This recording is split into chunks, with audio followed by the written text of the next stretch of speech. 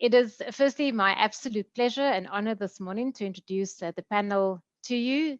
The floor will be shared with Martin Hopkins, who is Head of Reward Advisory Services at Bowmans, and he is also the current president of SARA, as well as Ray Haraway, the immediate past chair and the founder of this forum, and Ray currently is the executive head of Group Reward and Performance at Nedbank.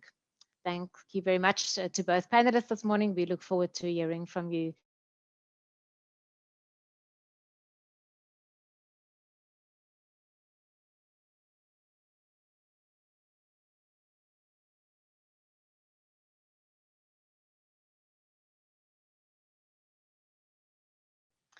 The statement that we are living in an unprecedented time certainly has become a cliche. On the next slide, you will see that as of the 25th of October, there have been 42.5 million COVID-19 cases confirmed globally. 1.1 million deaths and 438,000 new cases were reported in the previous 24 hours. In South Africa, there were 714,000 cases in total, with more than 19,000 related deaths. The Northern Hemisphere is hurtling towards a second wave with a sharp daily increase in infections in many countries, and they are starting to face the economic consequences of the second lockdown period.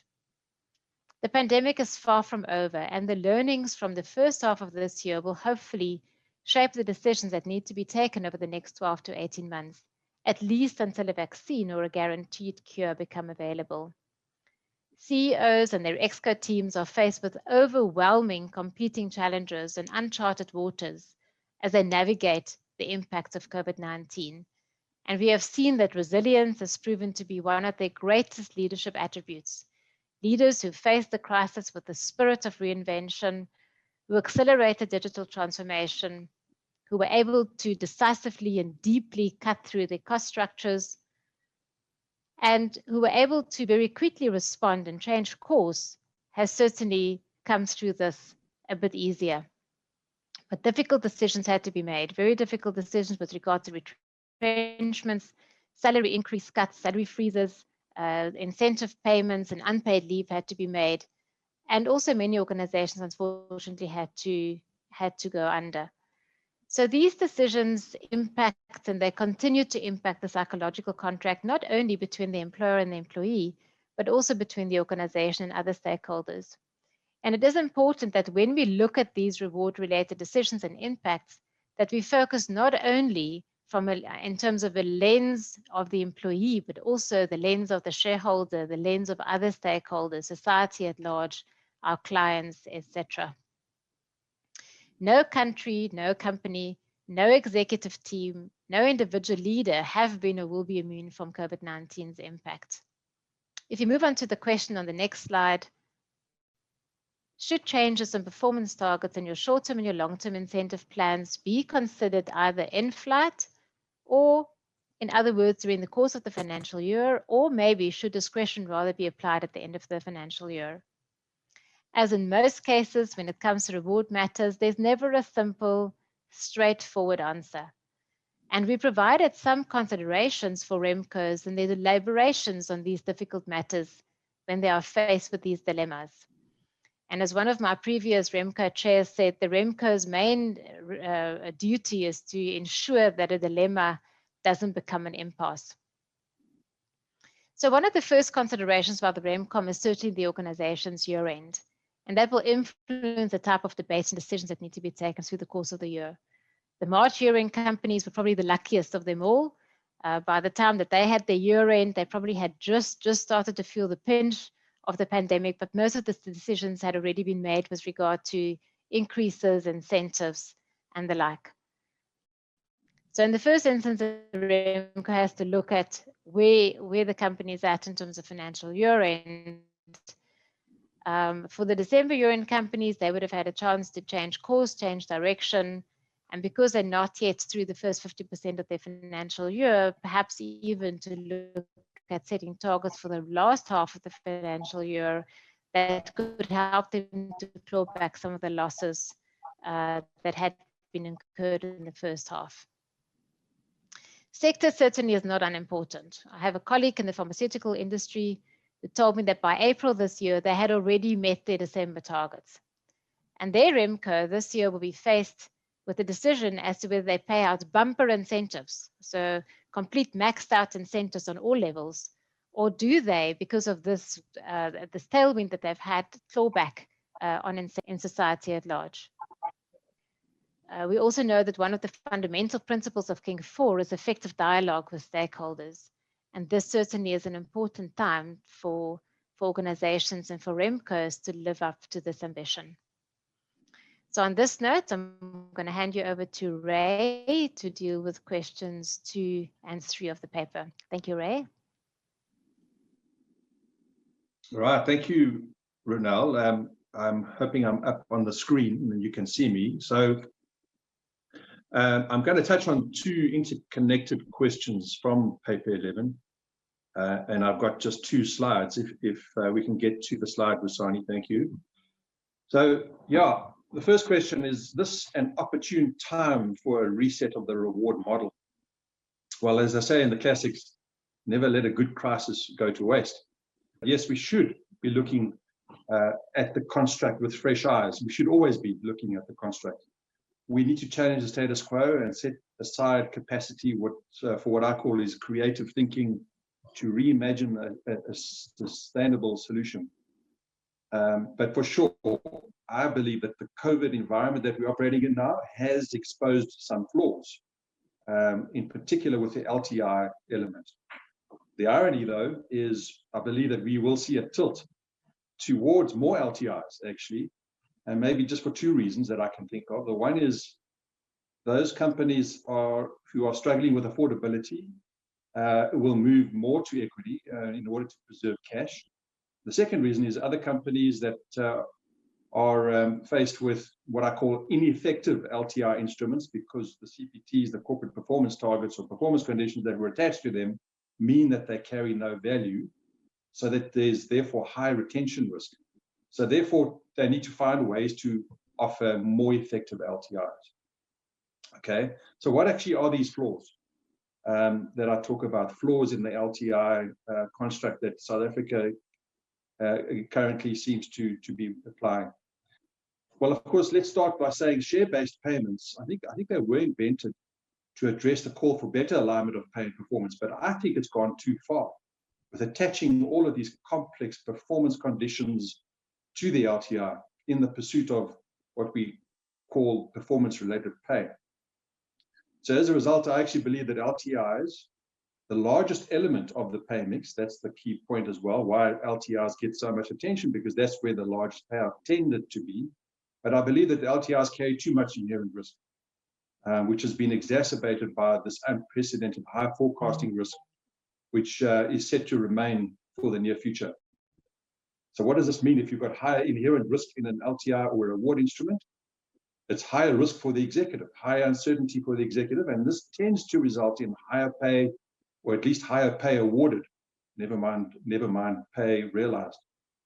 But there is a school of thought that says, attaching performance conditions to LTIs, in fact, has driven undesirable short-term behavior by the participant. And so with such high forecasting risk, and that translates into high volatility in the macro environment, we've got to ask ourselves, how is it possible to even set a longer term target? How do we know, or how do we have the wisdom to know what's going to happen in 3 years' time? And how can we do this with a straight face? Well, I don't think we can, actually, because now the risk is that we either get them horribly wrong with a massive undershoot, or again, we get them horribly wrong with a massive overshoot, okay? So it becomes a bit like the lotto. So LTI reform, folks, I suggest is overdue, or at least it's due now, right? And as I mentioned, this is the largest element of the pay mix, and why it should receive more focus. But let's not discard LTIs. I do believe that LTIs are probably the one instrument that drives alignment of interests between the owner and the manager.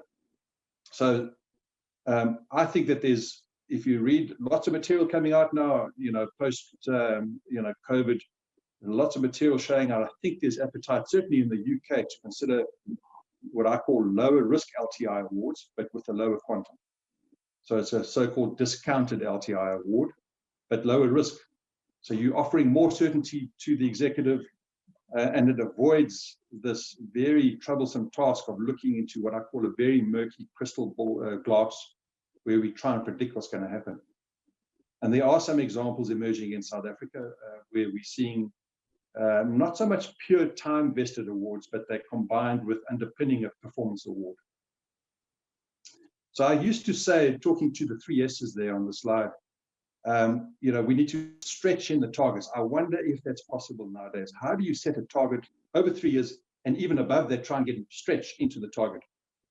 Maybe, and this is where I think the creative thinking comes in, is we can start, hopefully, to convince shareholders that we can set 3-year targets, but we have a chance to course correct at the end of each year on a prospective basis.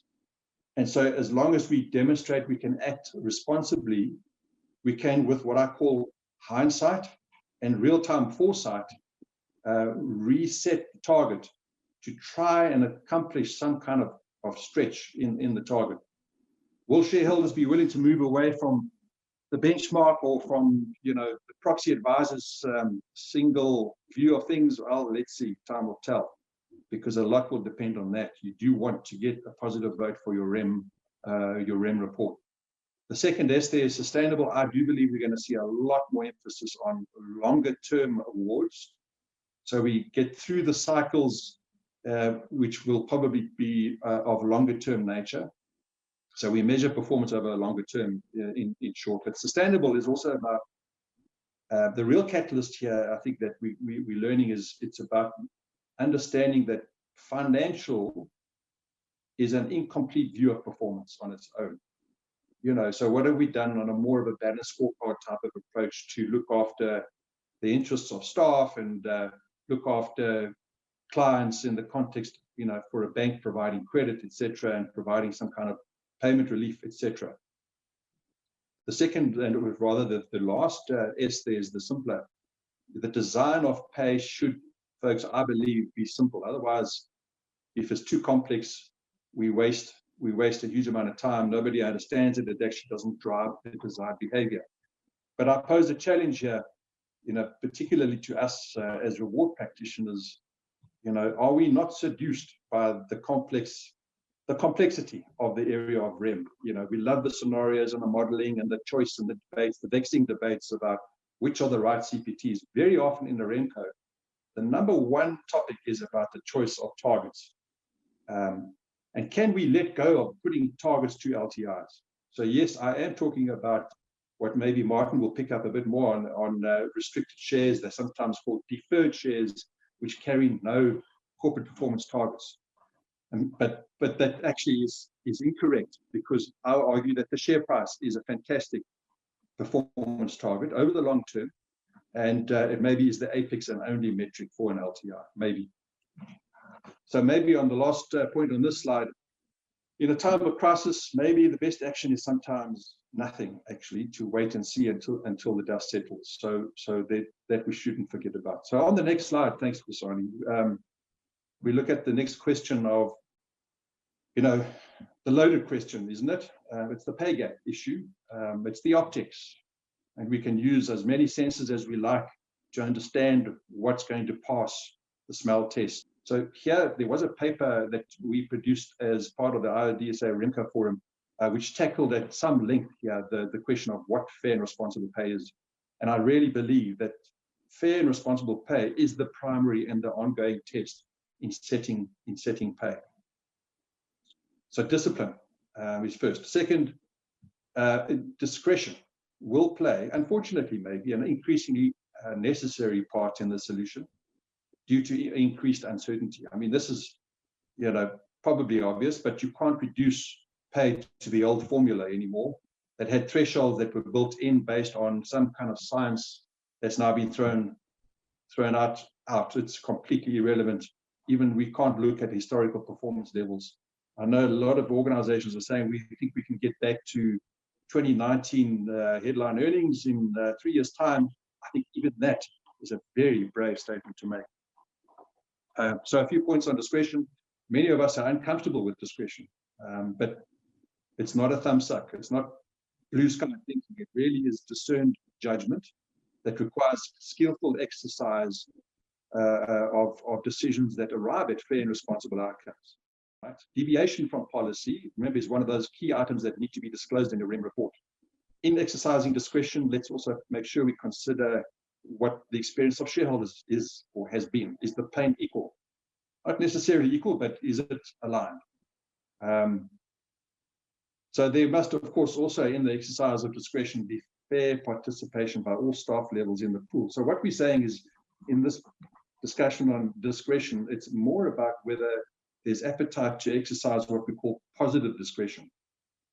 Now, that will always land harder when we take this to shareholders. Negative discretion, I think, is something most people would say is harder for the executive, of course, but shareholders would tend not to vote against that. So the third consideration after discretion and discipline here is, I mean, REMCOs need to be very aware and understand the working conditions, the opportunities for learning and development, the range of benefits and pay outcomes for the general staff. It's unethical, I argue, or at least it's not responsible to pay scant attention to those issues and then have runaway executive pay outstripping the wage earners. The fourth, I think we need to up our game on how we tell the story. One of the new stories that emerges is that there is a vast difference between remuneration awarded and remuneration realized or settled. And of course, I'm talking here to the single figure remuneration disclosures, which are starting to get starting to mature somewhat in the South African market. But I think we're going to need to be careful about telling the story better because, and this has basically been driven by the pursuit of performance-related pay. We've attached so many performance conditions to LTI that means they're just now going vest. So there's been a massive drop-off in pay realized. So that's a new conversation. So just towards the end of this now, let me pose a challenge to have a layoff of staff or a cut in salaries and not pay and still pay a bonus. Okay. So does one necessarily replace the other? Well, I don't think so. I don't think so.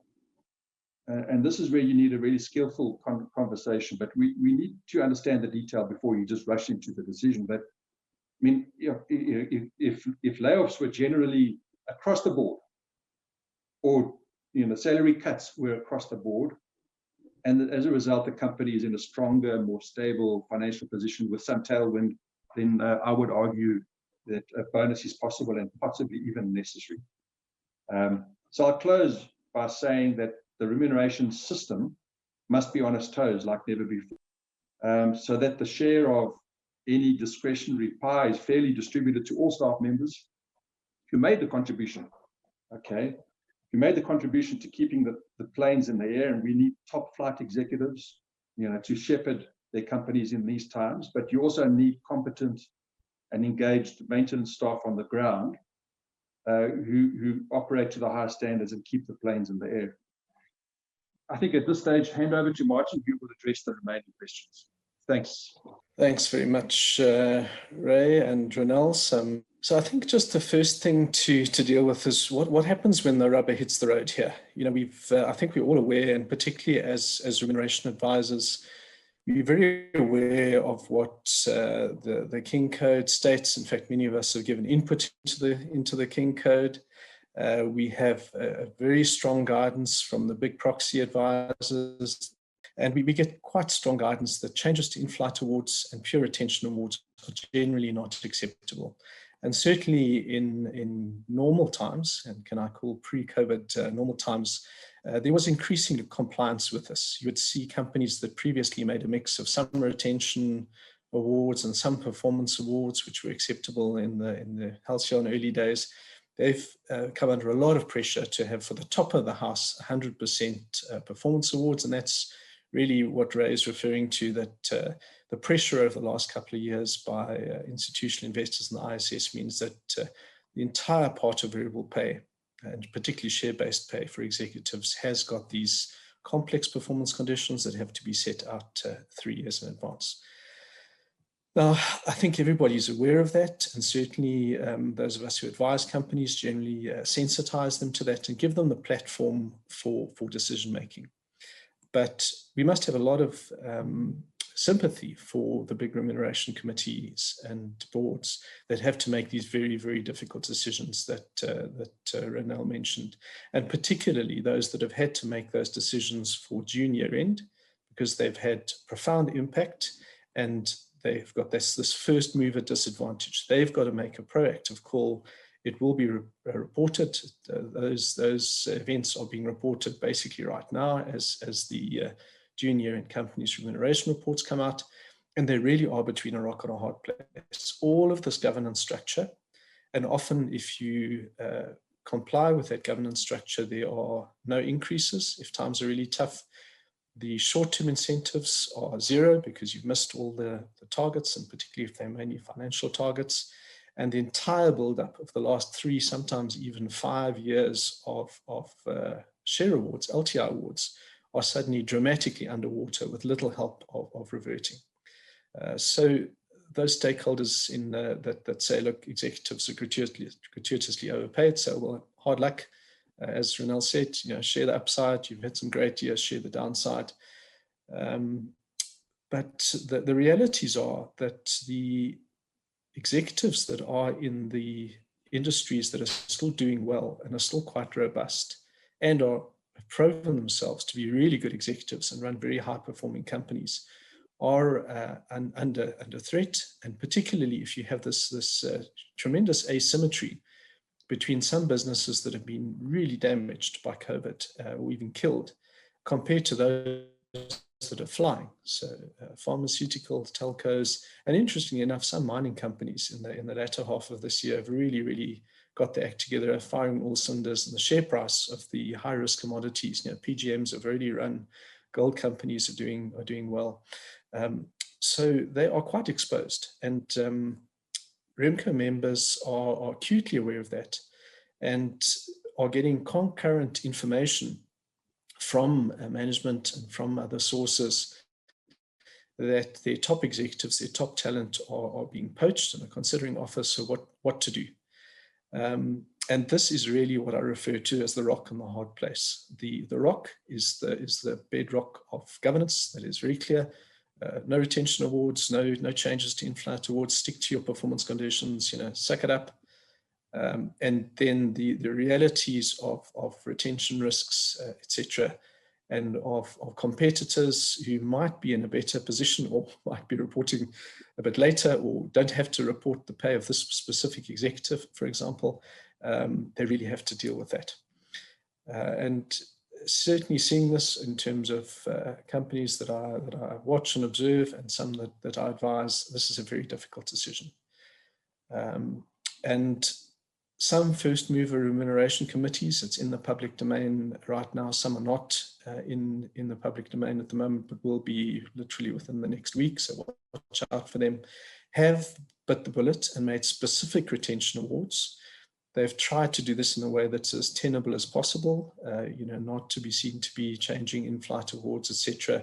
And many of them have taken a hit in some cases of increases in bonuses and said, no, taking our existing long-term incentives, replacing them or underpinning them, as has been done with a retention type award or a fixed stock award, as Ray has referred to, extending the vesting period to get a bit more bang for the buck out of retention.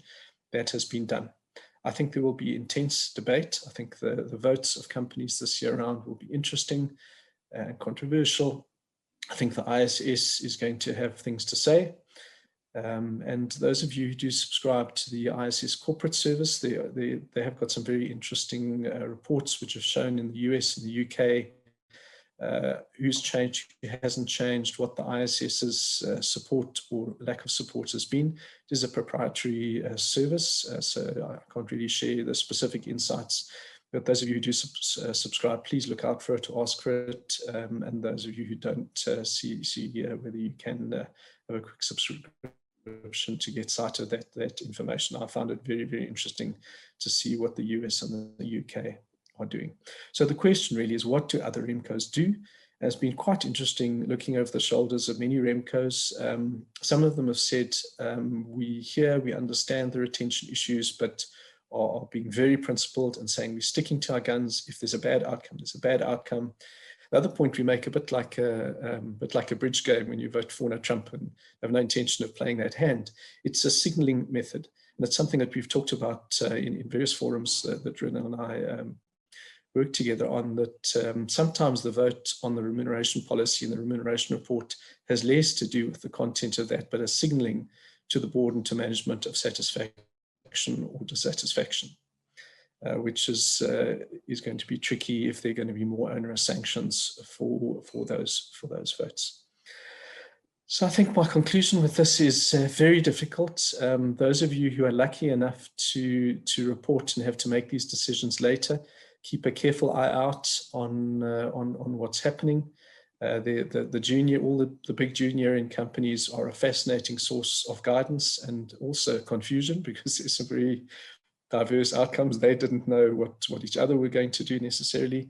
So quite interesting. Then we'll obviously see the September year ends and the December year ends. And it's going to be interesting, difficult. I think this next voting season is going to be highly emotionally charged, with many stakeholders moving in. So I think that's all I have to say on this, but I'm sure there'll be plenty of questions in the Q&A. So please keep them coming, and I'm sure my fellow panelists and I will be delighted to answer. But let's move to the next one, which is a bit more solution oriented.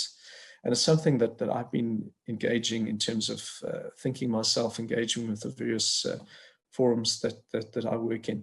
One of the issues, it's very difficult to set targets 3 years out. And Ray, I fully plead guilty to quite enjoying complexity as a mathematician by original training, love complexity. But I'll tell you something, in terms of the HR elements of reward, which in my older age I'm increasingly getting to appreciate. It's so important for things to be simpler, line of sight, people understand what they're doing, influencing what they're getting. And instability and uncertainty is not great. Very difficult to set those targets 3 years out. I think a lot of the big companies have done quite good jobs of setting targets. And I think, Ray, you've done that at Nedbank based on CPI plus GDP plus something to get your targets and your stretch. And that's quite self-adapting. As CPI changes, we've seen how CPI has adapted to the crisis. And as GDP changes, that naturally, without an explicit application of discretion, naturally sets targets. And the return on equity elements set on a cost of equity, which can flex in line with long bond rates, etc. So I think that's been a pretty cool approach, but in these really crazy times, it's tough. And the interesting thing is that this uncertainty over long time periods, because you've got to wait 3 to 5 years now to get these awards, mind-blowing complexity, volatility, means that executives discount the value of LTIs in their minds. So people have done really good research on this at London School of Economics, and PwC in the UK have done some quite scientific methods to establish this so-called irrational discount. And it's large. So these things can cost the company a fortune when they indeed settle, but it's a bit like winning the lottery. The number is big, but it hasn't driven behavior or indeed been particularly attentive, because there's so much uncertainty on this. So there's a discount in people's minds, and then what happens, but what's in their minds. And I actually fully share Ray's point, is there's actually no better alignment with shareholders of the long-term share price growth. And I mean long-term, that you can't just realize your portfolio of shares in one bang. So interestingly enough, even well before COVID, there's been some thinking that I've been involved in to some extent of some other issues. So the one that I think has got quite a lot of interest, and we do have precedents in South Africa and quite a few global precedents, is the so-called single incentive. So what is that about? And that specifically addresses this problem of the 3-year forecast period. You basically say, listen, for your grade of executive, you get a specific percentage as you're on target. So let's say someone who used to get top of the house, big company, 100% on target STI, 100% on target LTI. So it's 200% of payload. And sometimes that LTI is 3 or 4 different instruments with mind-blowing complexity. Combine that into one thing. So, okay, you've got a 200% incentive, have a very nice balanced scorecard of your company and your personal performance, perform against that. So it's certainly not a free lunch. It's a cool performance in advance and measured each year.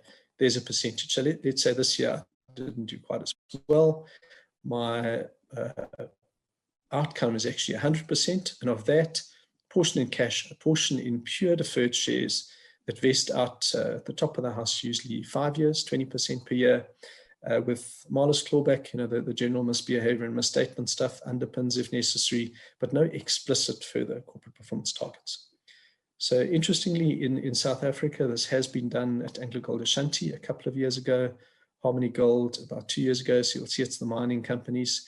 But those have been well regarded in general by shareholders, getting votes well into the 90s and really reasonably positive continuing votes. So something interesting to look at. The devils in the performance detail are the performance conditions really good, and increasingly something we've spoke about in other IOD papers is ESG measures, strategic measures coming in, which are leading indicators of performance.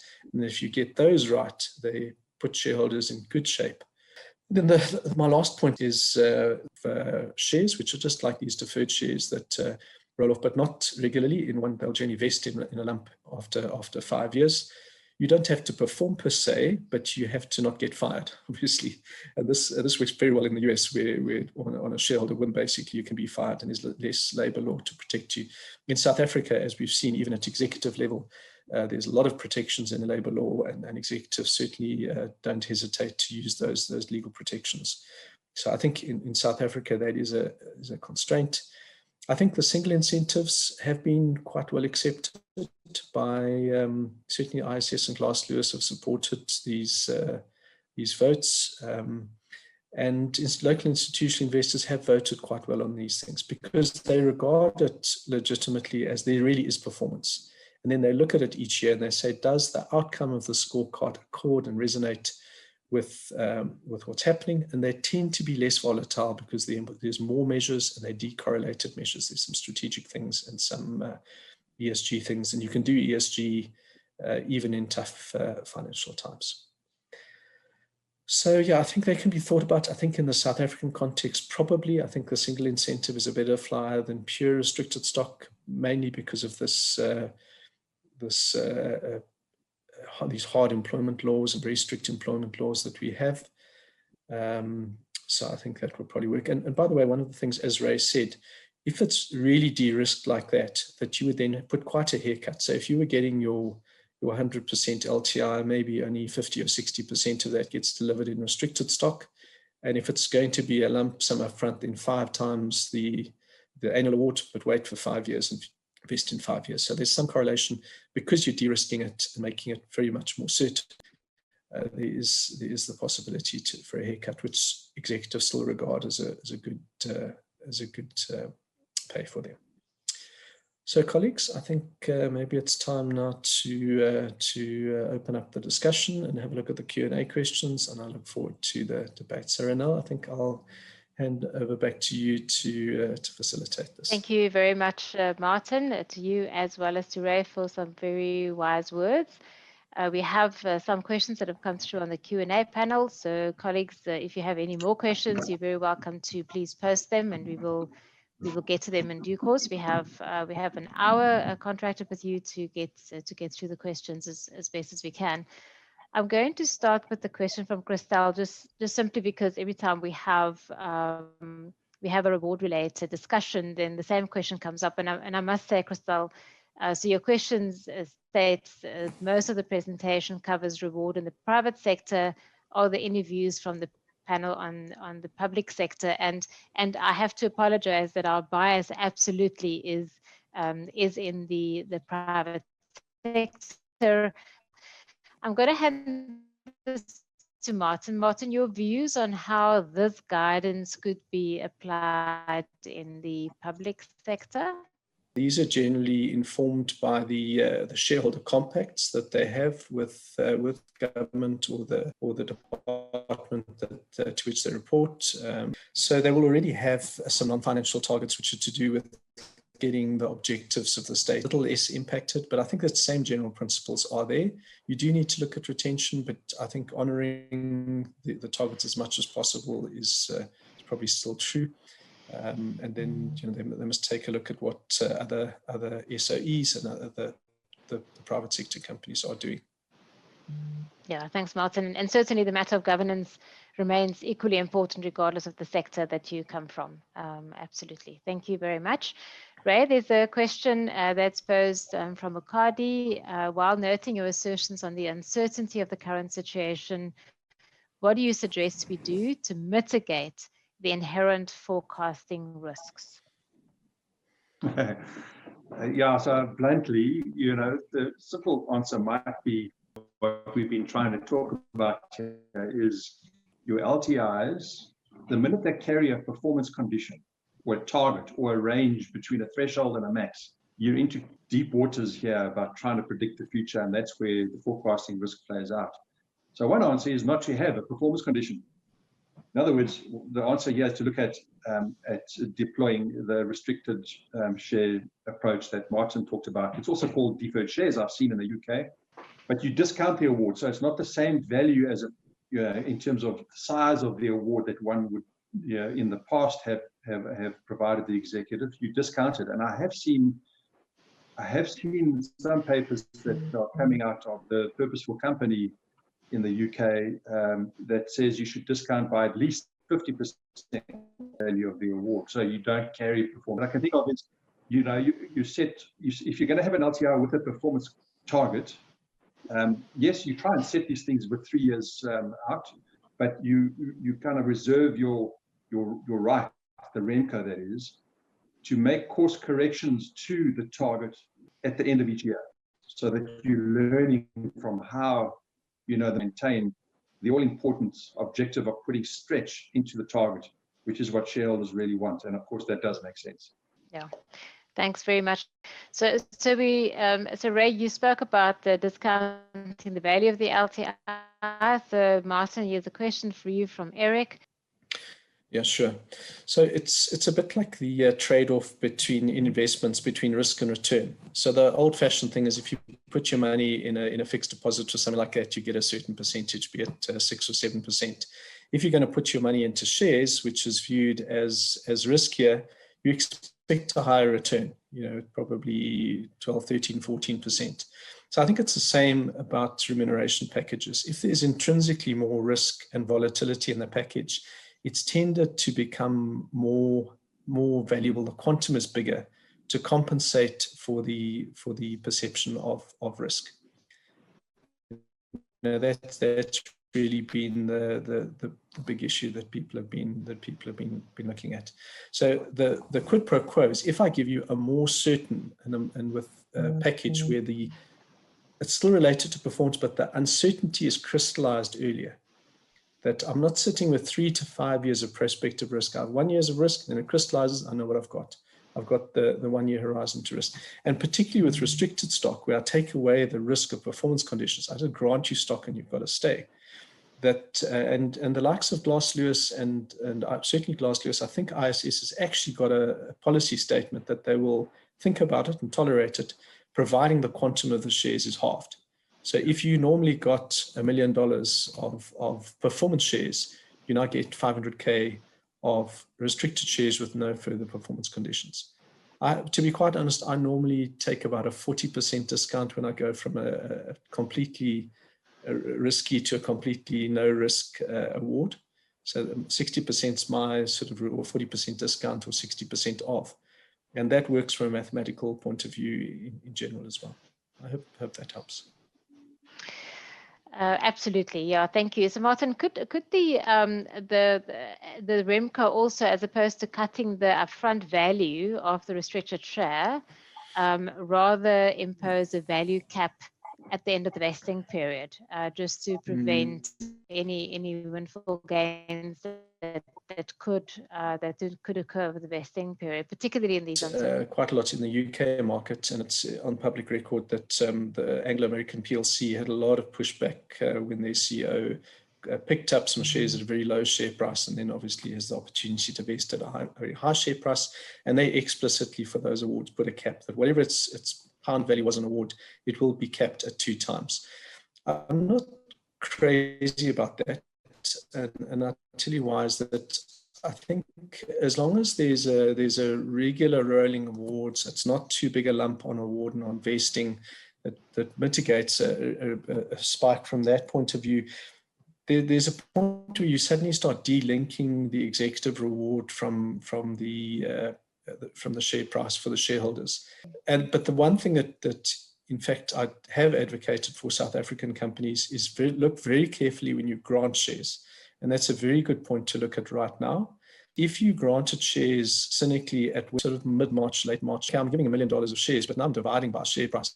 And that can be viewed as cynical. You then, and particularly if you then give a larger than normal award or more geared awards at that. So what people do is they say, look, if the share price has dropped by more than X%, let's say, for example, or what other good citizens have done is said, okay, we know that share price is down, but let's take a first quarter VWAP. But I'm very sympathetic to this lump sum vesting thing. But I think it can be mitigated by on award care, that you're not awarding at too low a share price, good performance conditions, etc. And also staggered. If you're doing 5 years staggering, you're only picking up 20% of that award, having the very high price. And if it's high for 5 years, shareholders should be delighted. Yeah, absolutely. Yeah, Ray, we've lost your visual. Are you still with us? I'm with you. Yeah, can you hear me? We can hear you. Yeah, there we go. Now we can back, see you again. yeah. Now we lost your picture there. So Ray, so in your opinion, just in terms of this whole issuing of long-term incentives at a lower price, is a counter to that then also to reduce the size of the award? So as opposed to discounting it because of RSPs, you just discount the award size then in terms of issuing at a very low price. I mean, I can imagine that it's very tempting to time the issue of the award when the share price is low. And this is where the discipline of the REMCO comes in, and of management, by the way. Because when the share price has hopefully recovered, as some companies are saying it's going to take 3 years to recover, which means, I mean, I can tell you this, the share price on Nedbank is currently discounted below its book value. And that's because we're actually delivering an ROE below cost of equity. ROE will exceed cost of equity in the near future, we think. And that apparently translates into a higher share price. So the share price is likely to climb, I think. So that's no science behind that. Going higher, it must be, so that you prevent runaway or excessive pay. The JSE says that you have to put a cap on both individual and overall. It doesn't stipulate what it is, and neither does the Companies Act, but good practice these days, as the ISS generally states, is 5% for the company and 0.5% to 1% for the individuals usually. So it's governed by whatever shareholders approved in your share plan, but those are the general norms at the moment. Guidelines, yeah. So Ray, you touched on a cap on executive pay. There's a question from Charles. Do we envisage a situation where executive pay is capped at a multiple of minimum and or average pay? Well, that would be a disaster, right? That means we've lost the plot. That means REMCOs are not doing their job. It means shareholders are not doing their job, because now the regulator has to step in and salvage what has become untenable. So we've been trying to emphasize in the papers since the start back in 2013 that effective remuneration committees have a job to do, and they need the rights in the papers. So do I envisage one? Well, no, I don't. Is it possible? Yes, it is.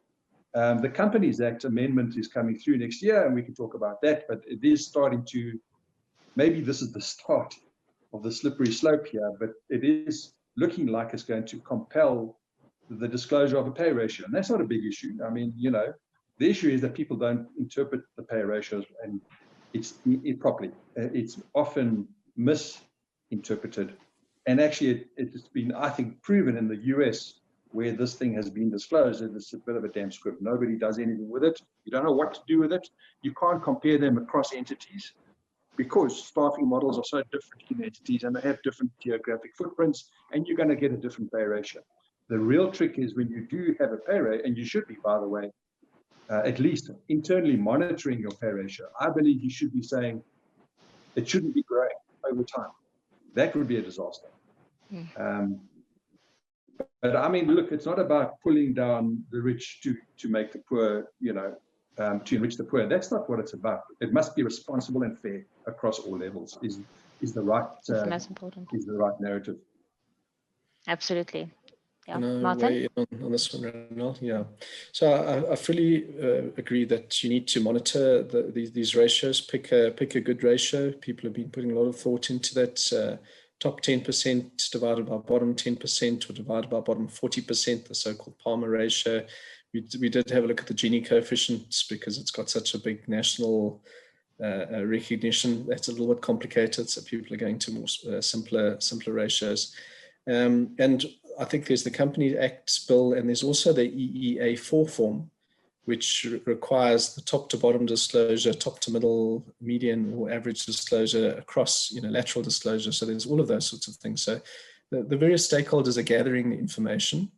I don't think they quite know what they want to do with it. It is very difficult because clearly the larger companies get paid much more in a huge company than they do in a good medium-sized company. But certainly the CEO, that's pay 101. Size and complexity of role influences what your total remuneration should be, and lots of complexities. We've talked about if you use total single figure pay, it's all over the place. One year you might get no bonuses, next year is a killer year, and the pay ratio has gone from 50 times to 600 times. Does that mean it's getting worse? Not necessarily. It's your pay policy, and we've argued about this. You should look at on-target pay, and actually the guidelines with the recent EEA4 form actually say you should look at the on-target pay because that's an indicator of policy. In terms of cap, I think we'll see. I agree with Ray. It would be very problematic. What will happen is that people will game the system, so they will start getting rid or outsourcing or changing, mechanizing, automating so that the most junior people in the organization no longer have a job there. And that's a disaster for our economy. We talk about, job-led growth and massive unemployment problems. I think that could be a very, very problematic thing. And ultimately, the executives are still going to find a way to get paid. These are very smart, very hard negotiating individuals and very mobile individuals. If we make life too tough for them, our best and shrewdest investors will just move to other countries, and we won't have the leadership to do the kind of massive turnaround that we all need in the world and in South Africa in specific to deal with the huge COVID issues we had these issues before COVID, which have been exacerbated by COVID. So I do think we need good talent and good leadership. I think we need to pay them fairly, whatever that means. We probably need to rein in the excesses of pay, absolutely. Are all protagonists and the public going to be happy with executive pay? No, I don't think ever will be. It's a bit like the general statement, the poor will always be with us, but that doesn't mean we're not compassionate, and it doesn't mean we don't have programs to try and get employment going, to try and get training going, and to think about the businesses which allow us to commercially and viably employ people, hopefully at a living type of wage. I think that's another fascinating thing in this. The pay gap argument, I think, is probably more about can we pay our most junior employees enough to live a dignified but frugal life? That's I think, an important tenet. Are we paying sensibly at the top, and are we trying to employ as many people as we can to share the spoils of business? And just last point, I do think we really have to re-examine our capitalist structure, because it's not having the fruits of technology and capitalism are not being shared with enough people. We're just leaving too many people behind. That's not sustainable. It's not ethical in my view. And we're going to have an uprising of the unemployed poor against the elite employed. Really, these days, if you're employed, you're elite, never mind if you're an executive. So I think we have to, and it's a self-governance thing, right? As you say, if we wait for either insurrection or government intervention, it's too late. We've got to think about it and proactively address these compelling issues of sustainability. Absolutely. I think so. We certainly have seen also pay caps being introduced in different shapes and forms in the UK and the financial sector, and also in Switzerland. And as you say, Martin, people just find ways to game the system and get around it. So even with the imposition of caps, people still don't earn less. So they just get around it. So that takes me then to a question here from John. How does the LTI structure in South Africa compare to other countries? Ray, do you want to venture a response here? What have you seen? I mean, look, I'm a little bit distant from it, but I can tell you this, that I do still think that the UK has been very influential in the way that we design our schemes. I mean, single figure remuneration came out of the UK, thanks to one of us on the panel. But so we do learn and take a lot from the UK. And so, the basic construct of an LTI carrying performance conditions is no different. The debates that we have around the right performance conditions is no different. Total shareholder return, it's still the predominant relative measure of performance that goes on an LTI. This whole discussion, though, of deferred shares, or let's call them pure time vested shares. In other words, shares that are awarded without any performance condition at a lower initial grant value or size, and arguably even over a longer period, is a new one. So we shouldn't think that this is kind of standard practice. This is new. And I would urge you to have a look at a paper that's been developed out of the Purposeful Company on the website. You'll see it. Very good stuff.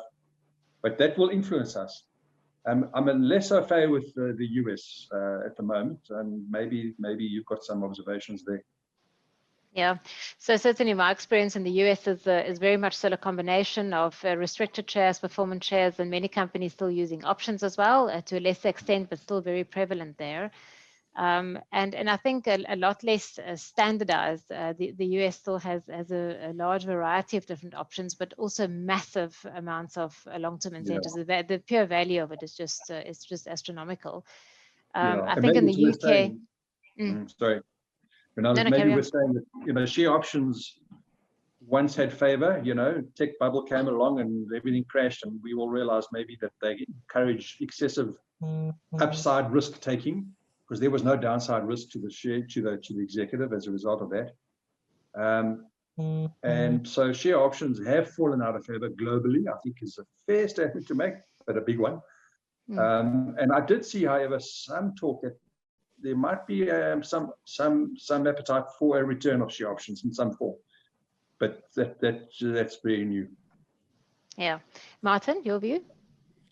Yeah, I think you're right. So they call them RSUs and PSUs. The RSUs, the restricted ones. PSUs are the performance ones. Still some options around in the good old restricted stock. That's the one they call them celebration awards or anniversary awards. So you get I've seen that even in some of the US companies mid-tier. You get promoted, you get this kind of award that reflects your promotion, and then that vests over 3 to 5 years. Yeah. So that's the US tech way of doing things. Market, yeah. I think in the UK as well, we've seen companies really form a very, there's a pattern almost. You have your base salary, you have your STI, you have your LTI, the STI sometimes with or without deferred shares, a 3-year LTI plan that has targets, and then minimum shareholding requirements. And that's sort of the mold. And with a very active shareholder base, companies have been very, very I think afraid to move away from that, but certainly, Ray, as you say, more and more speak of bringing in restricted shares as opposed to performance shares only, just also given the times we were at. Yeah, it's a bit confusing why they call it restricted shares, Ronel. I've got to tell you, I've struggled with why are you calling it restricted? I mean, it's actually just a pure time-vested, award. Restricted because you've got to be in employment to get the thing. I think it's just the employment condition. Yeah. That's all it is. Yeah. But I would call it a forfeitable share. Yeah, forfeitable is probably the way to go. Yeah. So a question there's, Martin, there's a question for you from Melanie. Remuneration packages are complex. What are your thoughts about the recent remuneration package awarded to the previous CEO of Woolworths, Ian Moore, which has attracted much scrutiny? Yeah, look, I never like to talk about specific examples, but I think, you know, the complexities about things. Woolworths is a very international company, so the numbers just get very distorted. You'll know it, Ronel, from your side of things. I mean, I think there's a very specific matter that gives the large quantum of Ian's Google it. You'll see why.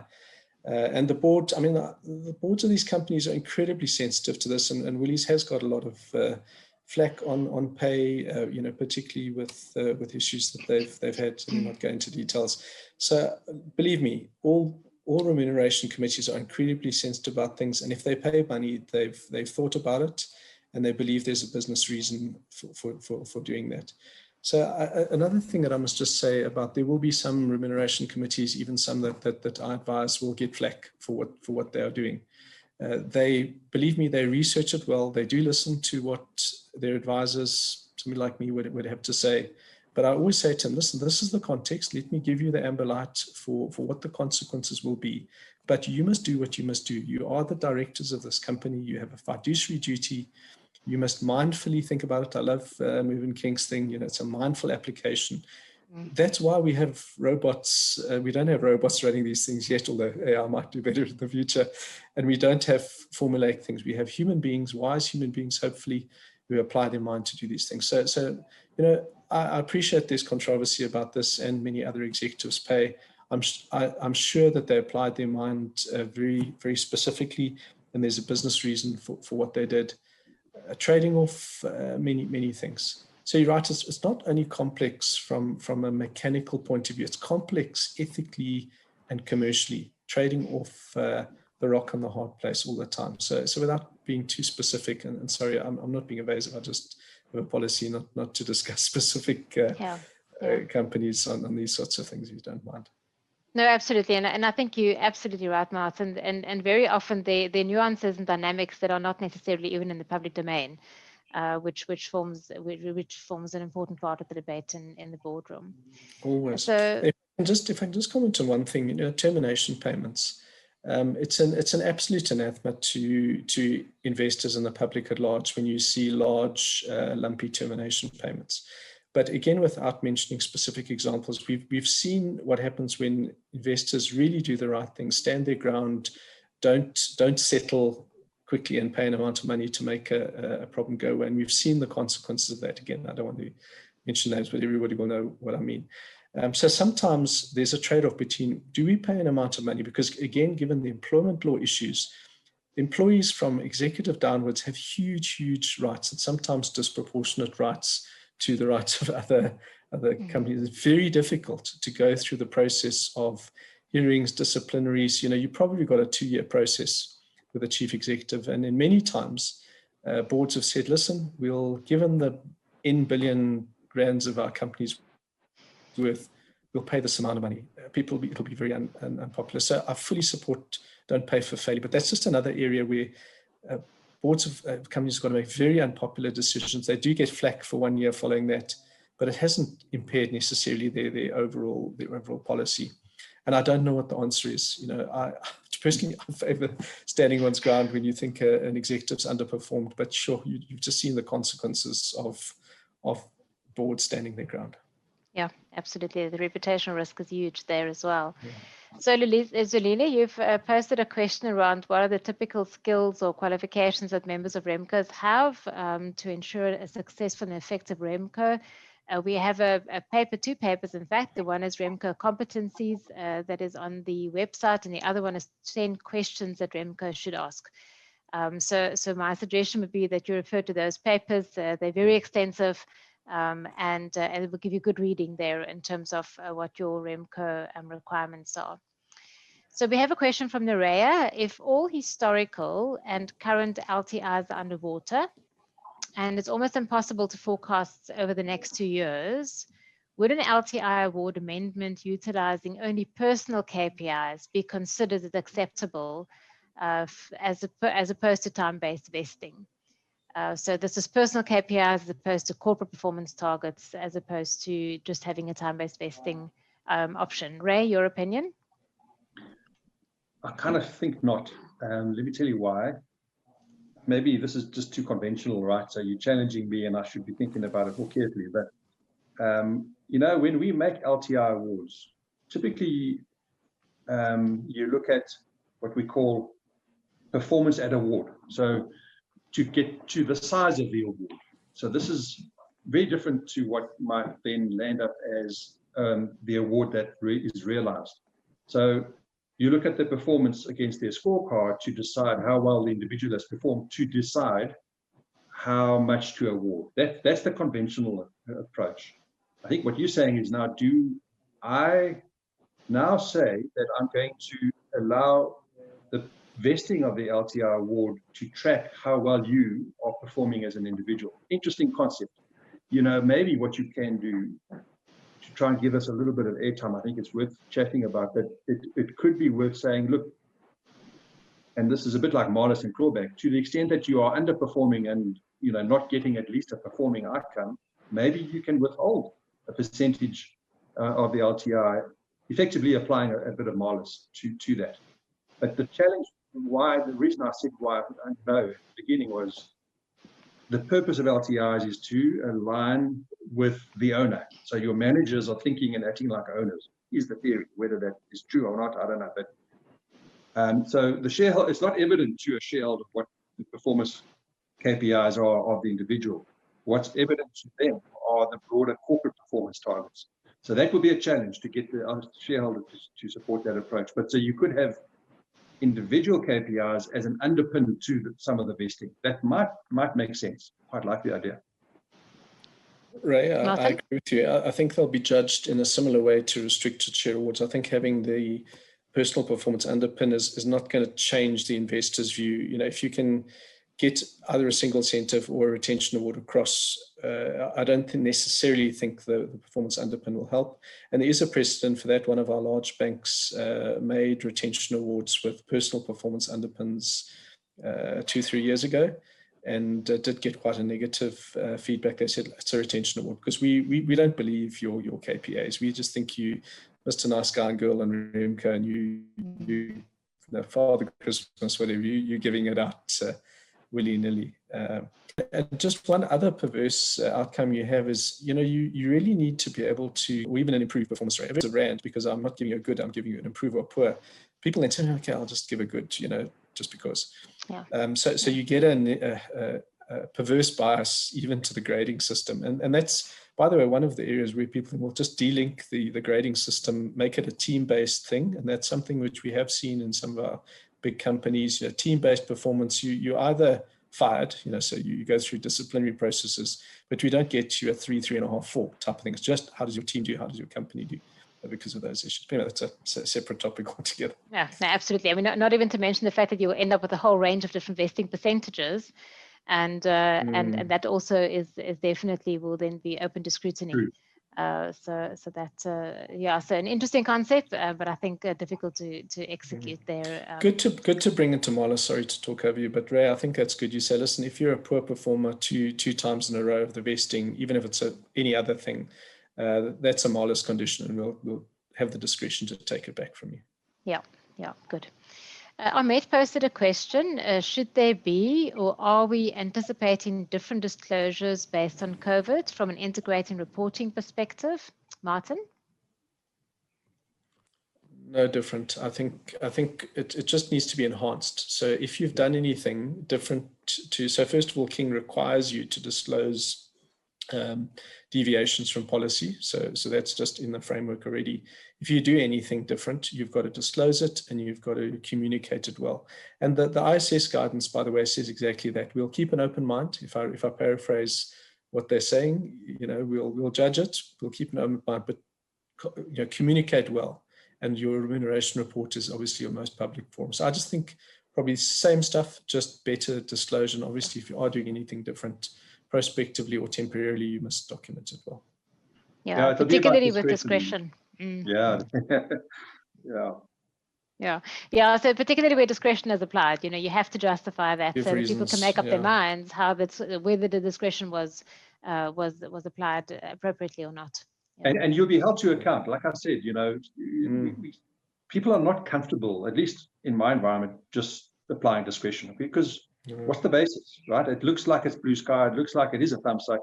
But and this is where the discipline comes in. We need to be quite scientific about how you apply discretion. And there is a way to think about discretion in a way that is what I call discerned judgment. So there was a paper that came out from Pay Governance, by the way, that also gave some very nice insights to how you could develop a very robust rationale for exercising discretion. And it was on a balanced scorecard, effectively. It was nothing more really than that. But it gave you a way to say, well, so I did this for my staff, I did this for my customers, et cetera, and it was really quite helpful. But you would then be able to tell a really good story, which would be necessary in the next REM report to the extent that you apply positive discretion, because shareholders, I know, they don't like it. And if their experience is not the same, then they're going to vote down. If they see a share price that's still tanked, and you've applied all this positive discretion that takes your STI above last year, which would be outrageous, then you're in trouble. Yeah, just to something, now being part of a law firm, my sensitivity to use of discretion and things has really been raised, and I've actually seen some actual actions and litigation on this basis, particularly in employment law, and really, being substantively and procedurally fair and having a rational reason for why you've done stuff. And the other thing is, write it down. Where this is being discussed, minute some of the stuff, or write your own file notes or whatever. Because if you ever are attacked, whilst the policy might say you've got discretion, you will be held to account by shareholders, by incumbents, and you may at some stage have to stand up in a public or even a legal forum and defend yourself. So write things down while things are fresh in your mind. Have a good debate. As advisors, we have to state our point, and I'm increasingly said, please minute that. I just want for the record to be there. And it actually doesn't only protect me, it protects the company, because you can see that there's been application of mind and process and thoughtful stuff. And particularly if that discretion is executed as a group of people who've thought together about something, it makes it better, because there's always collective wisdom, and allegations of capriciousness or bias is mitigated by that evidence of debate, evidence of a couple of minds locking heads and coming up with something. So sorry, I'm probably being a little oversensitive now being part of a law firm, but interesting seeing some scary stuff. I thought, we could just apply our discretion and grade this person that and rate that person the other, but be very rational and document, because we forget things. No, absolutely. And good minute keeping, I think, is a skill as well. All right, so we have a question here from Alison. The presentation is focused on mainly in executive reward and incentives. What are your views on non-executive directors' fees? There's also a second question: what is your advice on the NPO sector? So any views on NED fees? What have you seen? What have you come across? Well, I would just say, I think that it'll be difficult to see a direction of travel that's different between non-exec pay and exec pay. So in other words, it doesn't mean it's impossible. You could have 0 GP increases for executives and still have an increase for non-exec director pay. They're not fungible. I don't think so. You just have to tell the story better. And I say that because the role and responsibility of the non-execs is entirely different to the executives. Okay.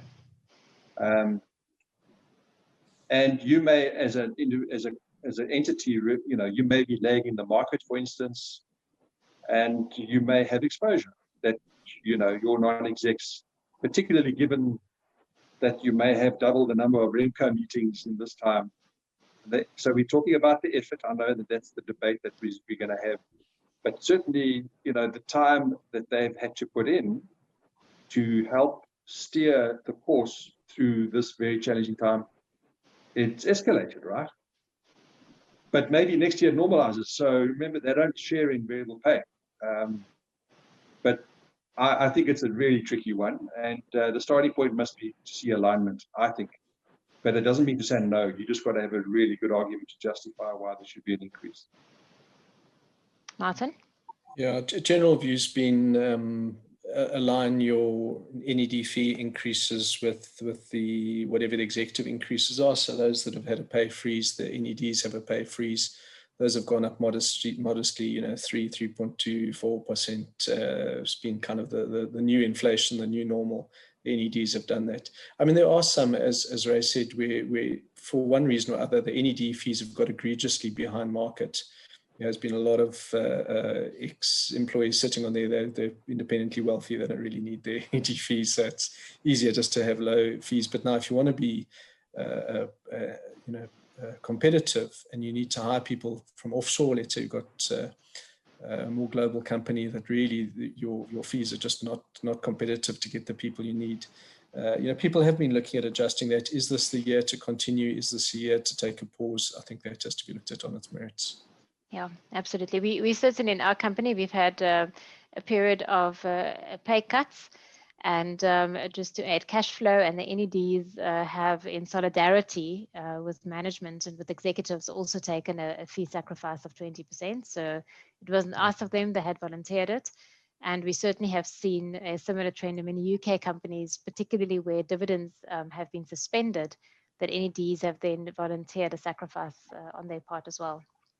Yeah, that's alignment, isn't it? Yeah, alignment is the most important thing. Alignment with shareholders, alignment with executives. So the question around NPOs probably is the same question as the same answer in terms of the public sector. Is that incentives to be considered in relation to performance against the scorecard? Governance is still important within the context of that particular NPO. Rain, any additional comments in that regard? Well, of course, non-profit is very different to profit, And, the scorecard is different. Yeah, so it's very different measures there. Look, I don't think that broadly the principles are probably still applicable, and generically, the question is what's fair and responsible pay. So it probably comes down to a key consideration of affordability and cash preservation. You don't have shares. So I said earlier in my presentation that I think we will see a tilt to shares, but NPOs don't have that. Can I call it a luxury? Because it doesn't hit, your cash resources. But it really probably is a simpler conversation about how much cash do you have, really, I would argue. Yeah, affordability, absolutely. So we have a question from Makadi. How should performance-related bonuses be handled given the current effects of the COVID-19 pandemic? Martin, do you want to perhaps just cover again those principles?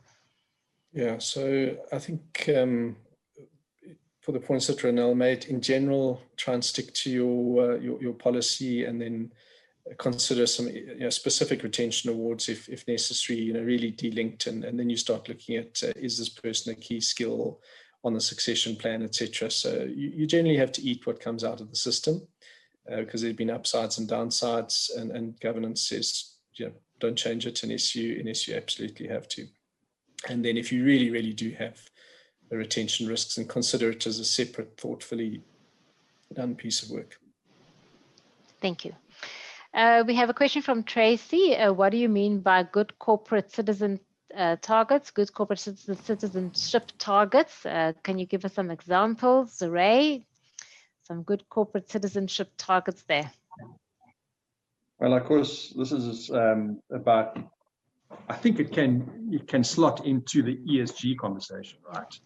And that's, of course, about environment, social, and governance, and in this case, the social aspect. So this is a debate that's only going to intensify. COVID has been a catalyst for this, but what have you done for the broader community? We don't operate in vacuums anymore. We never did, actually. But there's a realization now more and more that we do operate and depend on a successful environment to thrive in.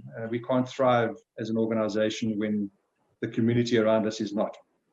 And that's, we can talk a lot more about ESG, but I think that it's the S part. Social cohesion. I mean, if you start to see things like runaway pay and increasing unemployment, which is the case, how sustainable is that, right? So some targets on good corporate citizenship. This is the real hard part here. It's really hard because I've been, this is my own experiences. If we want to put an ESG target onto an LTI, well, give me a target. Give me one that captures. So yes, you could look at indexes that are out there, etc. I believe that they may be incomplete as well. But is it about how many carbon emissions? You'd be much better at answering that part of the question than I would, Ronel. But that's very narrow and myopic. Carbon emissions is not really going to capture the ESG conversation. So, we are, for instance, setting up a climate risk committee, and that's a maturing process. And maybe in time we'll have a better handle on this one. I'm sure we will. But yeah, that's some thoughts. Yeah. Martin, your view? Yeah, I think Ray's answered it well. ESG is it. So emissions, transformation, diversity, material risk events in the company, all of those sorts of things are becoming important things to look at. Yeah, absolutely. Safety, the renewable energies, but I know also just in terms of this whole situation around being a good corporate citizen is that for us we in our industry we burn coal to make synthetic fuels. We employ 9,000 people in the mines to produce the coal, and if you want to switch over to renewable energies, what do you do with those jobs? So on the one hand, we aim absolutely to have fewer emissions and to have less impact and a smaller footprint on the environment. On the other hand, we also have to do it in such a way that we don't destroy jobs. So those targets are tough debates to have. Ronel, I mean, just one of the provocative points. What about direct and indirect employment that we create? Wouldn't that be a great measure? I mean, I think our most clear and compelling issue, and this is before COVID. COVID's just exacerbated. How do we create decent jobs for people? And if you could, and sometimes the banks can't always create employment, but they can create indirect employment by deploying capital to job-rich industries and a SASL as well. Value chain that you can provide. You might lose some of your direct jobs, but if you go into areas which facilitate downstream activities, because SASL is a great upstream provider. If we measure that, manage that, and then part of the national agenda, we all have to work together as a multi-stakeholders to address these issues. It's a huge problem. And we need to align our executive pay with the national project, or even say the global project of sustainable job-creating industries. Absolutely. Yeah. I think so we've lost quite a few of our participants. We were well over 240 at some stage. We're at about 142. I think we've answered the questions on NGOs. There's a few more questions on NGOs, which I think we've dealt with. And then a couple of questions that are more relating to individual matters. There's a question around, which I'm not sure even what the answer is. Alfred is asking, is it prudent to have remuneration reserve account covering at least 3 months' salaries, Bill? So that probably talks to your ability to be operational and have operational capex over a period of time.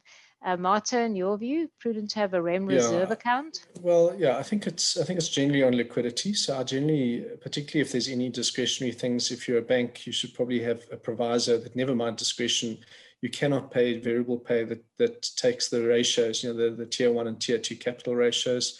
Whenever I put in cash settled LTIs, we have a cash flow liquidity or settlement condition. So I think it's true that whenever you're doing anything discretionary, you must ensure that your liquidity is correct. If you categorize it as a 3-month pay cover, your reserves in the organization, whether it's to cover pay or anything else like that, you would want to have 12 months or 24 months of cash in reserve. So that's just a prudent financial management practice. Principle. Yeah, absolutely.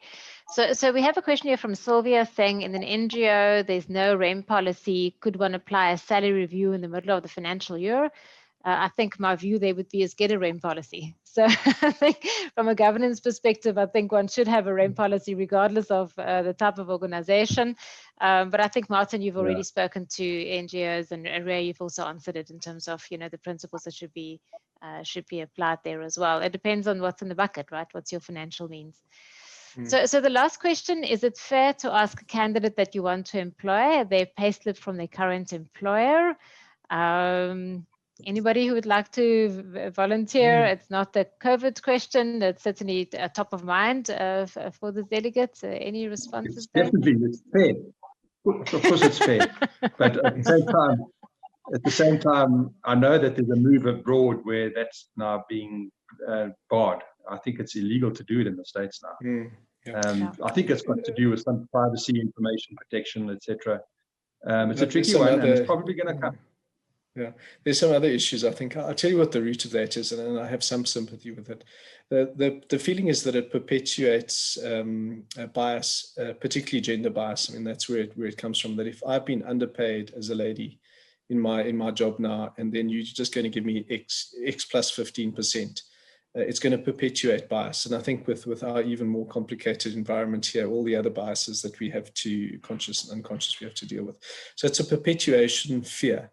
And I think the element of saying, judge me on my merits, pay me on where I should be in the pay scale, has some traction, right? And I know I've been challenged on this. This came to SARA, I think, a year ago from one of the other agencies we deal with.